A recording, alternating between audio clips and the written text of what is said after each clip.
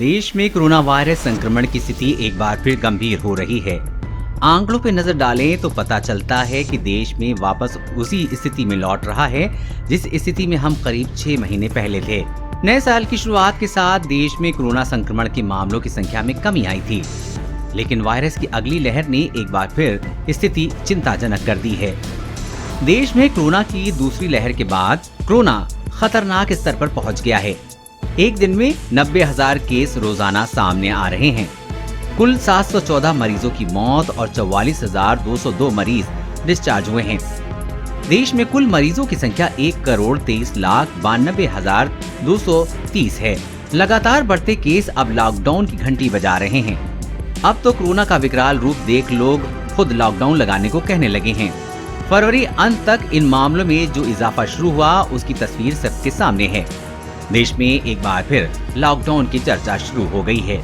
कई राज्यों ने उन इलाकों में लॉकडाउन लागू भी कर दिया है जहां कोरोना के नए मामले तेजी से सामने आ रहे हैं। बीते दिनों अकेले मुंबई में कोरोना के इतने मामले सामने आ रहे हैं जितने जनवरी फरवरी में पूरे देश में आ रहे थे। आखिर क्यों अचानक से बढ़ रहे हैं कोरोना केस? इसकी प्रमुख 3 वजहें चलिए जानते हैं। लापरवाही। कोरोना के मामले में अचानक वृद्धि का सबसे बड़ा कारण लापरवाही है। वैक्सीन आने के साथ ही लोगों ने मास्क पहनना और शारीरिक दूरी जैसे नियमों का पालन करना बंद कर दिया। नतीजा हम सबके सामने है। नए स्ट्रेन।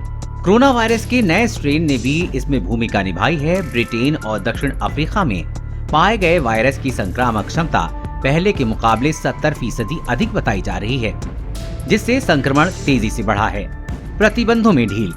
वैक्सीन आने के साथ प्रतिबंधों में ढील दी गई। माना जा रहा था कि लोग वैक्सीन लगवाने तक नियम मानेंगे और स्थिति सामान्य रहेगी, लेकिन स्थिति इससे उलट ही रही। छूट मिली तो नियम भी ताक पर पहुंच गए। वहीं कोरोना के नए मामलों में तेजी के साथ एक चिंता का विषय जांच भी है। कुछ जगहों पर ऐसे मामले सामने आए हैं जहां RT-PCR जांच में कोरोना वायरस पकड़ में ही नहीं आ रहा है।